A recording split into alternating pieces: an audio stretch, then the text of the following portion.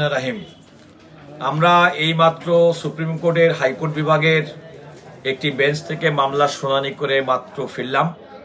আপনারা লক্ষ্য করছেন যে আমার ডান পাশে আছেন জনাব রেদন আহমেদ, যিনি একজন বীর মুক্তিযোদ্ধা, ঢাকা বিশ্ববিদ্যালয়ের আইন বিভাগের এলএলবি অনার্স এবং এলএলএম প্রথম ব্যাচের ছাত্র এবং এই সুপ্রিম কোর্টের একজন আইনজীবী এবং তিনি একজন সাবেক মন্ত্রী। আজকে দুর্ভাগ্যজনকভাবে তার মনোনয়নপত্র তিনি কুমিল্লা ৭ আসনে বিএনপি মনোনীত ধানের শীষের প্রার্থী, রিটার্নিং কর্মকর্তা বাছাই শেষে তার মনোনয়নপত্র বৈধ করা সত্ত্বেও দুর্ভাগ্যজনকভাবে আমরা লক্ষ্য করেছি তিনি জানতেন না, তিনি নিজ এলাকায় নির্বাচনী প্রচারণার মধ্যে ছিলেন।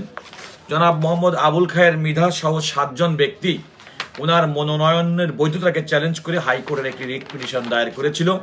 সেই রিট পিটিশনের নাম্বার হচ্ছে 1049 অফ 2026, অর্থাৎ 1049/2026 সালের এই রিট পিটিশন। ওনারা জনাব রেদন আহমেদের বিরুদ্ধে এই মর্মে অভিযোগ করেছিলেন যে তিনি তার হলফনামায় একটা তথ্য গোপন করেছেন। আমরা দুর্ভাগ্যজনকভাবে আদালতকে দেখাতে সক্ষম হয়েছি তিনি কোনো তথ্য গোপন করেননি এবং আদালত আমাদের যে বক্তব্য, উপস্থাপিত বক্তব্য সন্তুষ্ট হয়েছেন।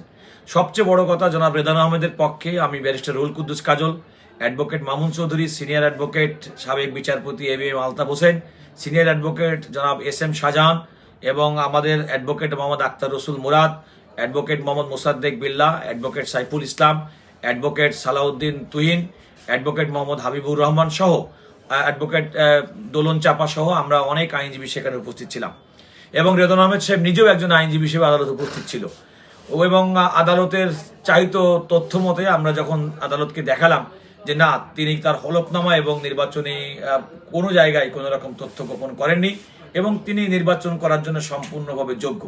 আমরা আদালতকে এও বলেছি যে এরকম একটি ক্ষেত্রে যেখানে রিটার্নিং কর্মকর্তা একজনের মনোনয়নপত্র বৈধ করে, সেখানে তাকে চ্যালেঞ্জ করে কিন্তু ভোটার কিংবা কোনো প্রার্থীর কোনো সুযোগ নেই হাইকোর্টে রিট পিটিশন করা।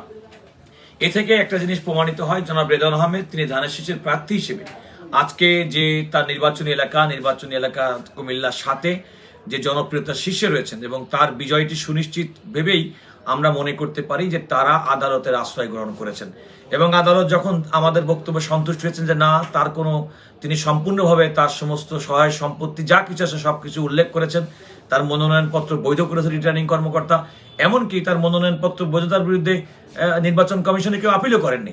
সুতরাং তারা সরাসরি রিট পিটিশন করে রেদন আহমেদকে ক্ষতিগ্রস্ত করার জন্য, তার সম্মান নষ্ট করার জন্য চেষ্টা করেছেন। আমরা আদালতকে দেখার পরে আদালত সন্তুষ্ট হয়ে এই রিট পিটিশনটি সামারিলি রিজেক্ট করে দিয়েছেন এবং যখন এটা করলেন তখন তারা বললেন যে আমরা মামলাটা চালাবো না। অর্থাৎ জনাব রেদন আহমেদের বিরুদ্ধে কোনো রিট নাই এবং তারা যে রিট পিটিশনটা দায়ের করেছেন সেটা খারিজ হয়ে গেছে। তিনি সম্পূর্ণভাবে বৈধ প্রার্থী, বিএনপির প্রার্থী এবং ধানের শীষের প্রার্থী এবং কুমিল্লা ৭ আসনে যারা ভোটার আছেন, আমি আইনজীবী হিসেবে আমি তাকে রিপ্রেজেন্ট করেছি, তিনি আমার পাশেই আছেন, আমাদের অ্যাডভোকেট মামুন চৌধুরী আছেন। আমি সুস্পষ্ট ভাষায় বলতে চাই যে উনি ধানের শীষের প্রার্থী হিসেবে এই আসনে প্রতিদ্বন্দ্বিতা করবেন এবং ওনার মনোনয়নপত্র আজকে আদালতের রায়ের মাধ্যমে চূড়ান্তভাবে স্বীকৃত হলো এবং তিনি বৈধ প্রার্থী হিসেবে ইনশাল্লাহ জনগণের ভোটাধিকার প্রয়োগের মাধ্যমে তাকে জনপ্রতিনিধি নির্বাচিত করবে, এটা আমি প্রত্যাশা করি।